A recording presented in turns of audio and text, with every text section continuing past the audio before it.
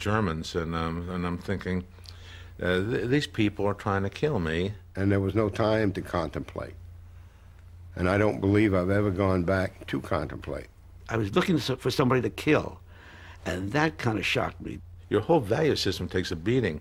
The only thing you care about is, do you have enough ammunition, are you warm enough, and you got something to eat. The rest of it is nothing. It means nothing.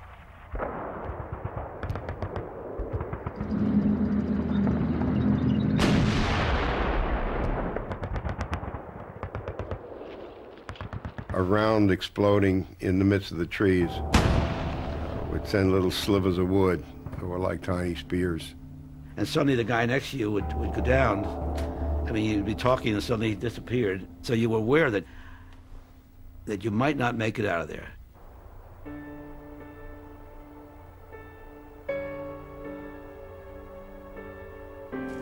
You develop a bond with these people closer than any family.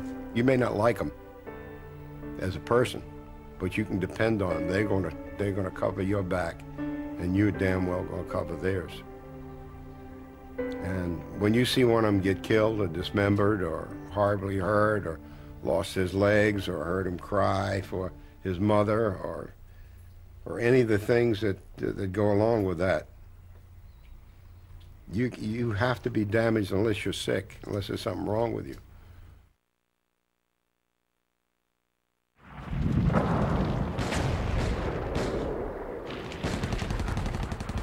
We were there to hold that place. And we knew that if something didn't happen soon, we had one of three things that were going to happen. We were going to freeze to death, or we were going to starve to death, or the unthinkable, we were going to surrender. We damaged their rifles. They did all kinds of things. They urinated in the barrels. We ruined whatever that we had that was useful in the way of equipment. And the Germans paired us up and marched us off.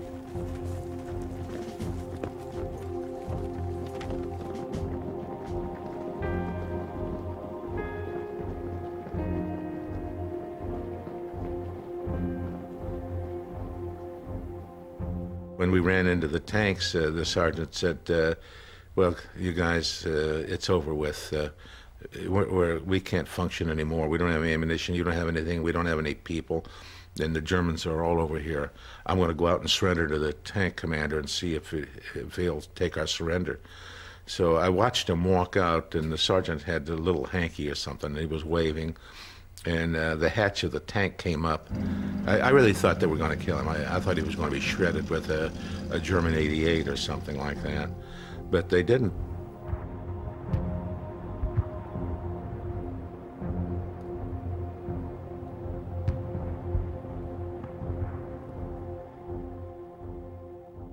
I felt something hit my right leg. The grenade had hit my leg, and I looked up, and there was this guy, German paratrooper, with an American machine gun in his hand.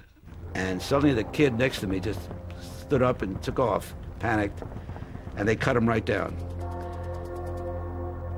And at that point, I surrendered. Just do this. He stood up, and he was dressed in camouflage. I could still see him. He looked like he was 10 feet tall, and I wasn't going to mess with him. That was my introduction to the world of the prisoner of war.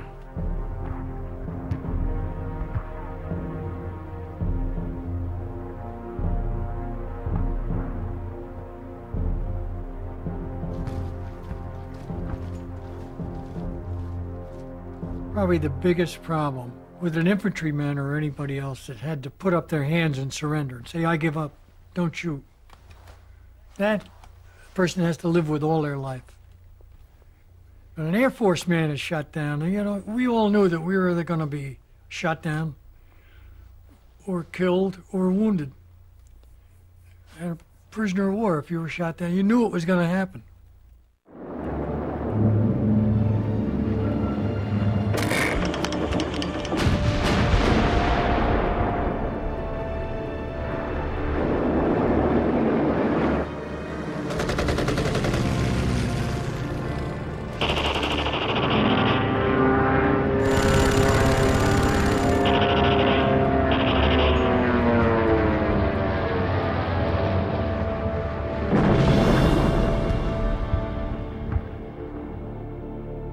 3 engines on fire.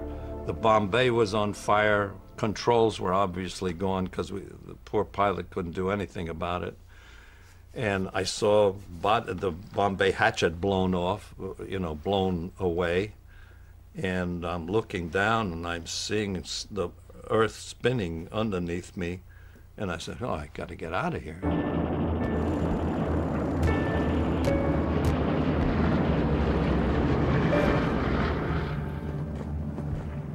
I'm waiting for my buddy Vernon to come down, and no other chute came out.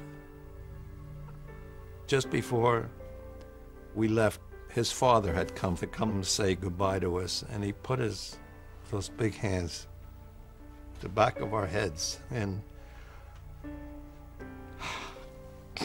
oh, jeez. He told us to take care of one another.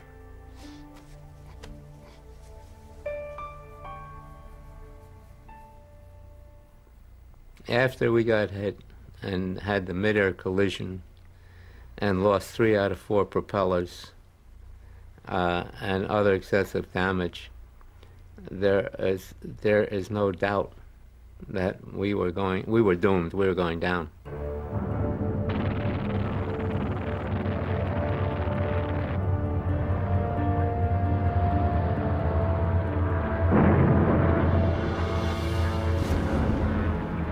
You're only 18, 19 years old, and you're 24 hours previous, maybe you were back in England, maybe going to town, dancing with girls, in a pub, having beer, and then the next day you're gone.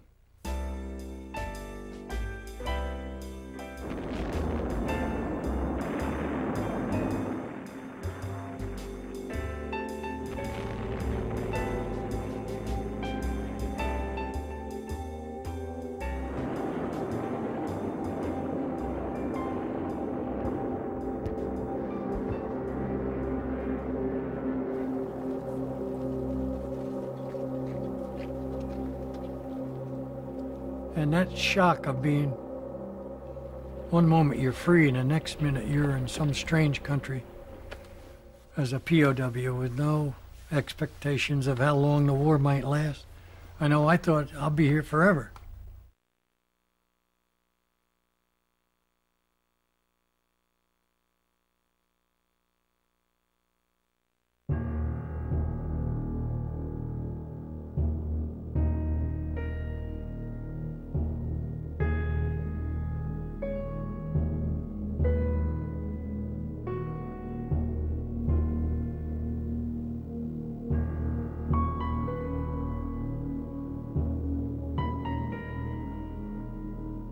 There are a number of barracks where we shared our space and food and so forth. And surrounding the perimeter, there was a guardrail.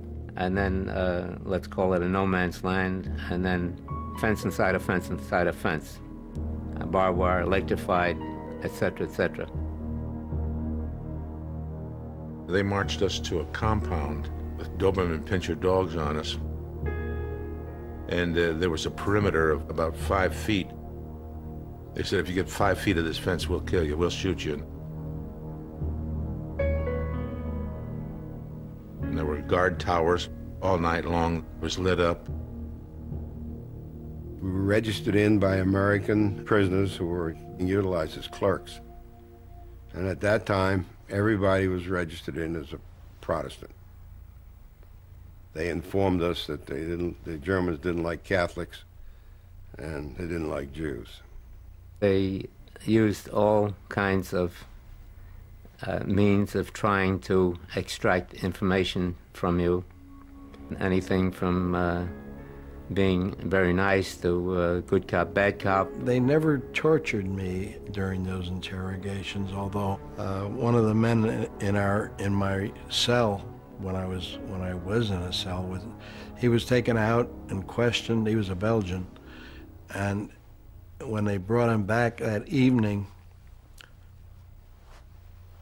he was unconscious, and he was a series of welts from his neck down to his ankles because they had used rubber hoses on him. He didn't move for 2 days. there were hundreds and hundreds and hundreds of injuries from bayonets, clubs, rifle butts, etc., and dog bites.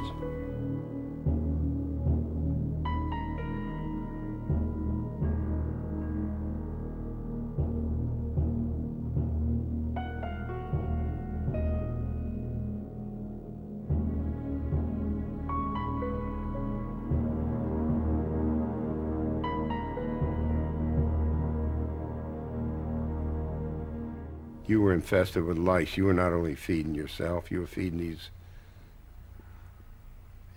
bed bugs. You were lice infected. Everybody was.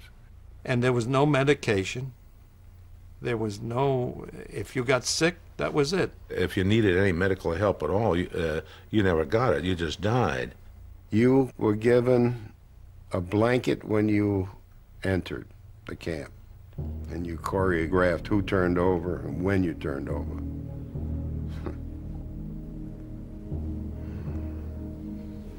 It was deluxe accommodations.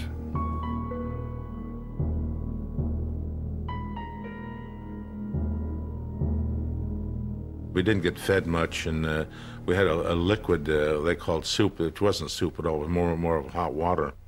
They call it green death. Sometimes they called it coffee.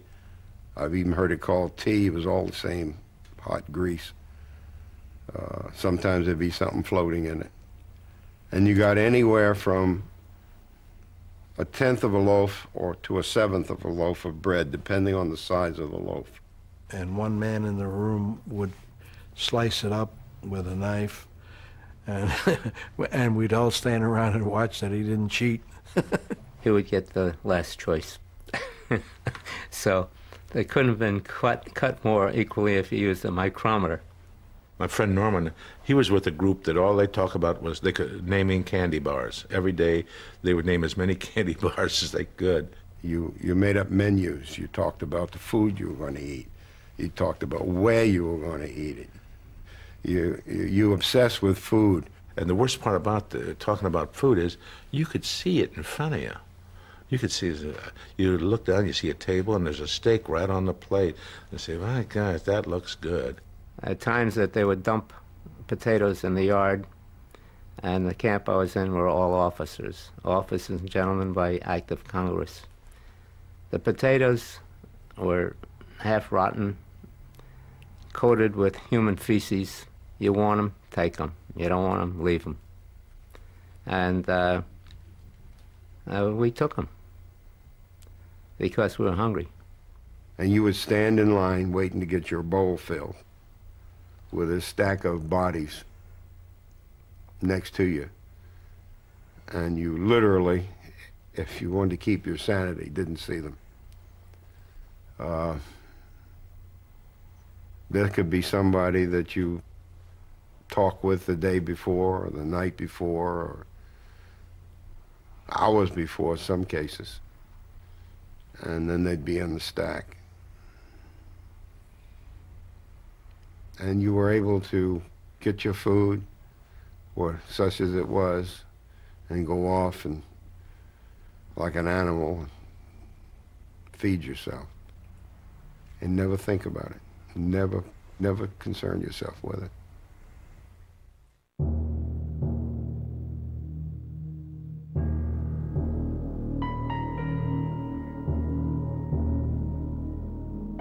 Some of the guys, they entered in all kinds of agreement with the guards, which was a tricky business too. I just didn't. In a period of 100 days, I don't know of anybody that hadn't lost approximately 50% of their body weight. Eventually, some of these fellas just withered, and one morning, they're dead. Just simple as that. I was 178 pounds when I landed in France. I was 86 pounds when they liberated me.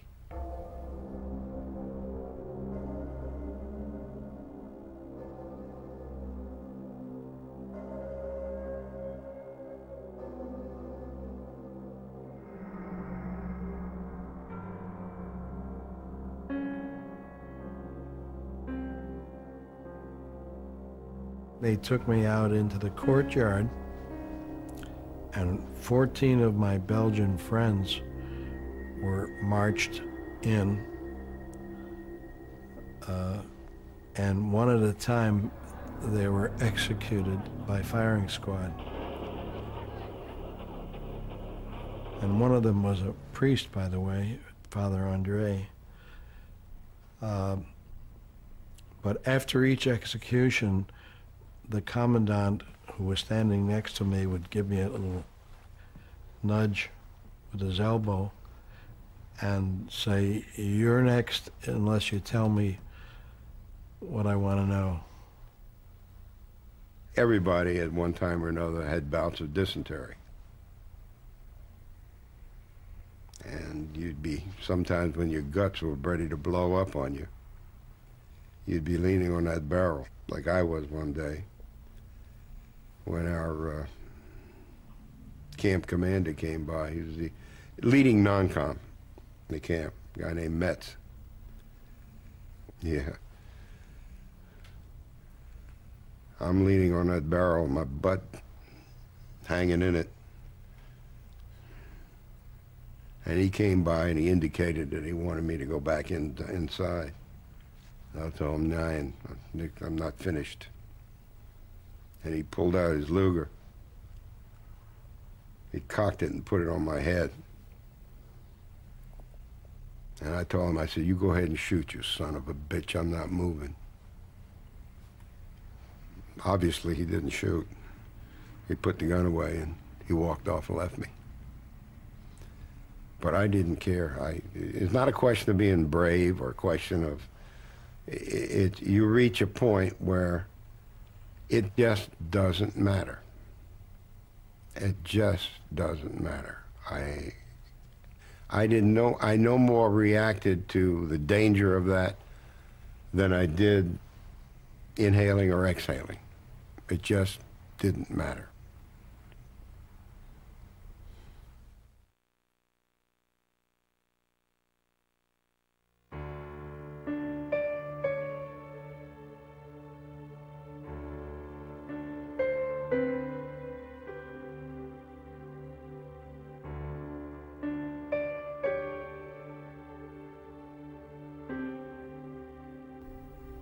You tried to figure out, what do I have to do to stay alive?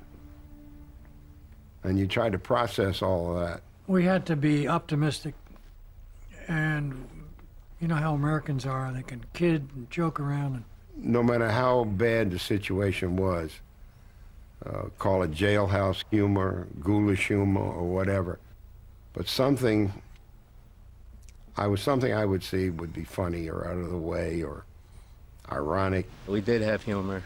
Anytime I got a German newspaper and found pictures of Hitler, I would tear out the pictures and save them for my weekly bowel movement.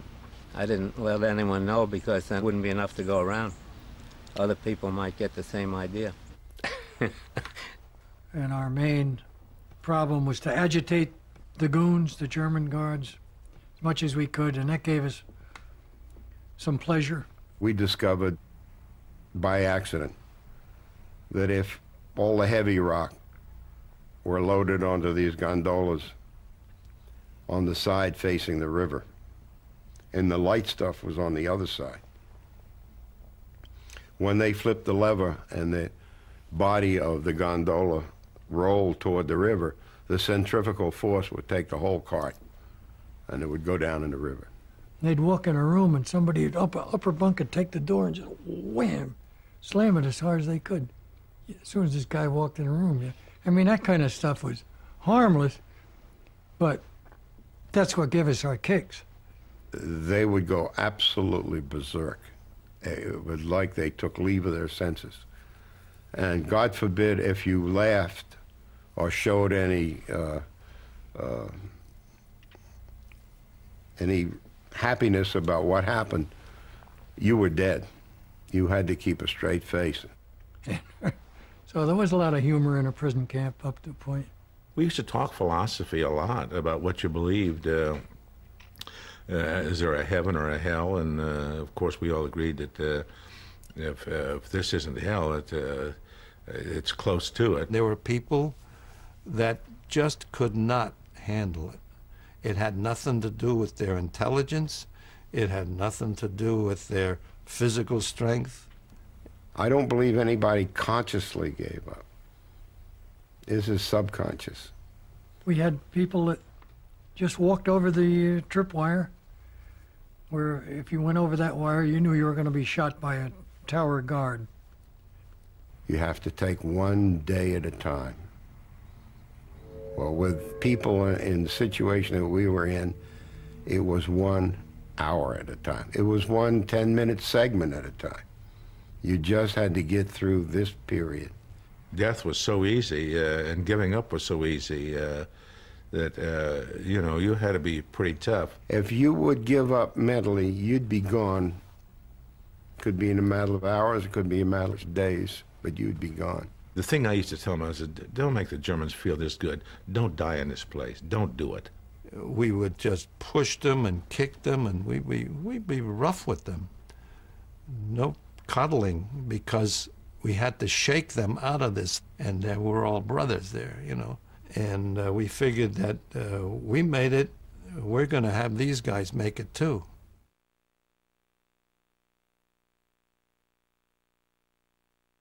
As the Russian armies advanced, the Germans had to move us from camp to camp. And that was not an easy move because there were thousands of us. Moving around, that's when the trouble came. You were subject to bombing from our own air forces. You were subject to harassment from the German populace. We were evacuated like between 1 and 2 in the morning, sub-zero, blizzard, and marched for days. And that came to be known as the Black March or the Death March. It was a slow pace, a raggedy bunch. The casualties were high. People were dropping along the side of the road, and they were dying like crazy. The fellas went on the road for something between 75 and 85 days, 600 to 800 miles, it varies.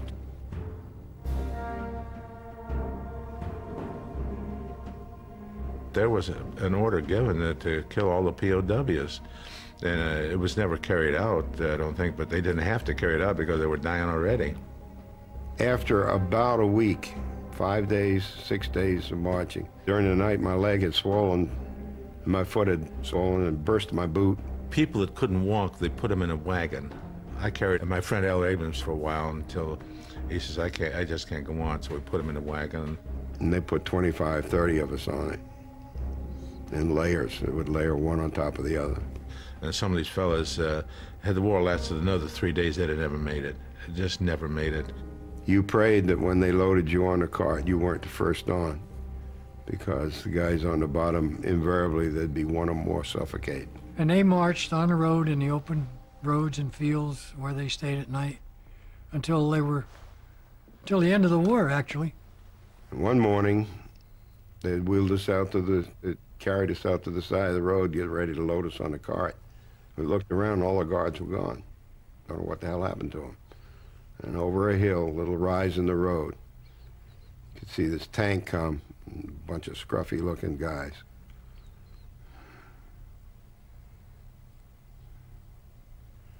And they were our guys, and we were free.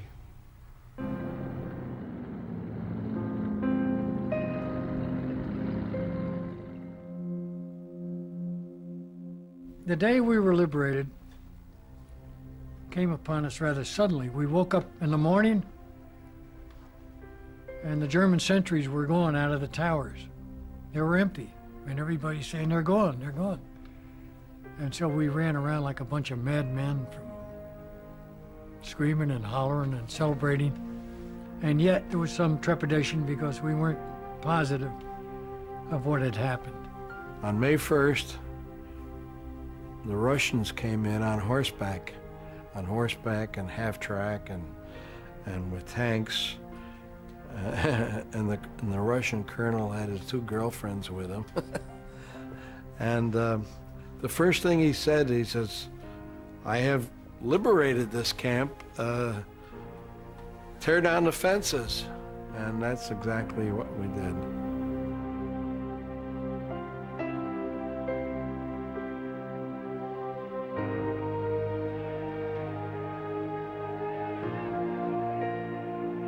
The 8th Division, the infantry division, broke down the door, came in, and if you've ever seen a jubilation and a liberation scene, this was it.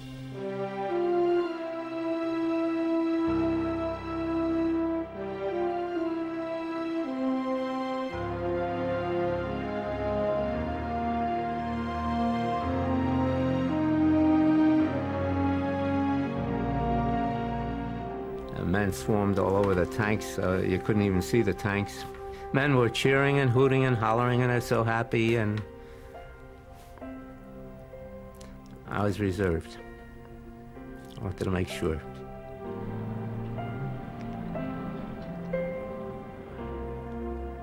I felt like it was a dream, and I was afraid to wake up.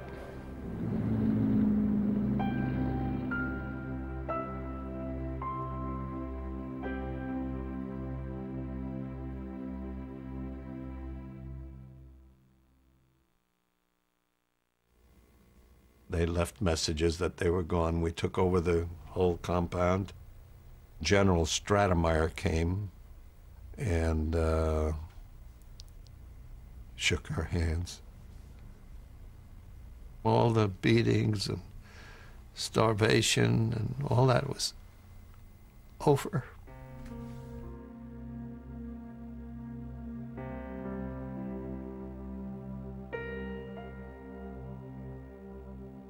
I thought to myself, you know, you've made it through this war. I had never even thought about it before, but all of a sudden it dawned on me after several months of this holy damn nightmare that you made it.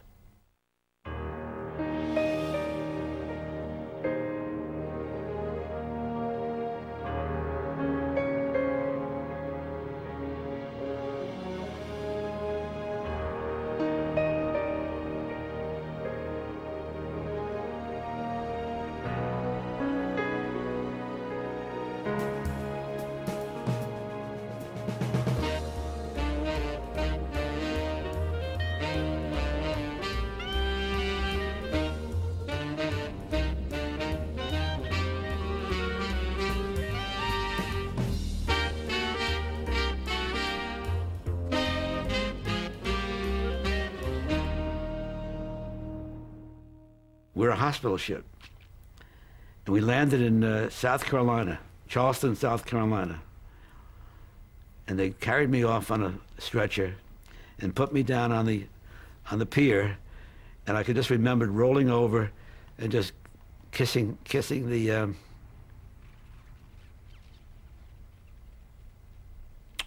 that's my moment. Isn't that amazing? I don't think about that too often. But I really kissed, I kissed the ground. The pilot did something that we'll be forever grateful. We came by the Statue of Liberty.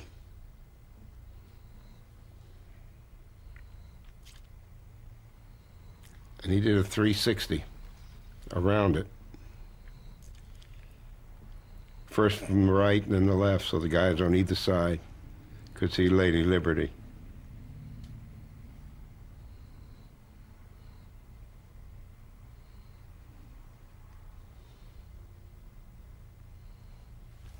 And we were home.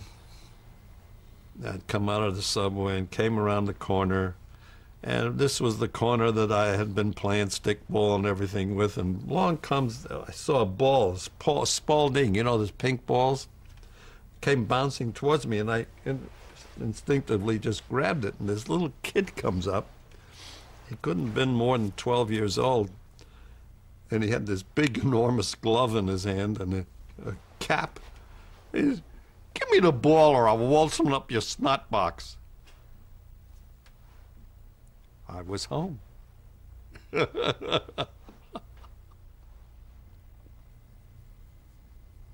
Most of us came out of the POW diminished. I think we were considered cowards. prisoners of war, cowards. You're shut down, you're shut out of the sky. You're a coward, because we didn't fight back. I can't take personal blame for that. If I cowered in a bush behind a tree and gave up to the first German I saw, I would earn that shame. But that's not what happened. For the guys in the Stalags, the war wasn't over. They fought another war for a year, 2 years, maybe more. At a different level, no bullets, but just survival. I did go almost 50 years without really getting involved in what happened to me. It was painful. It was not easy to talk about. So why discuss it? I didn't want anybody to know it if I could keep it. And I would try to hide it even from myself. 50 years of living your own little life, trying to cope by yourself.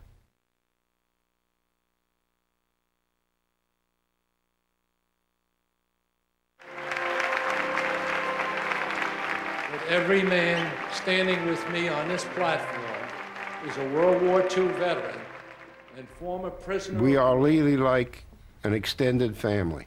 We all suffered the same problems. And that's a good thing. That's a healing thing. The fact that you're a guy in tears, this is just nothing new, you know. This is, and we accept it and appreciate it. There's a bond between people who have been in this kind of a crucible for each other and for the dead that's in that place.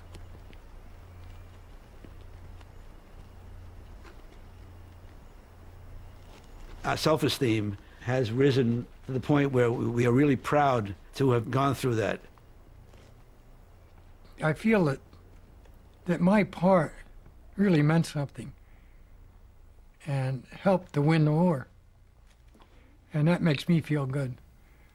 Oh, they say we're free, it's a free country. What does it really mean? The reason that the POWs are so patriotic,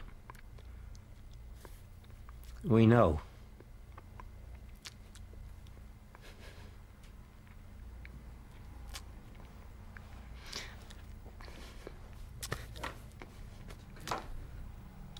We know. Freedom is not free.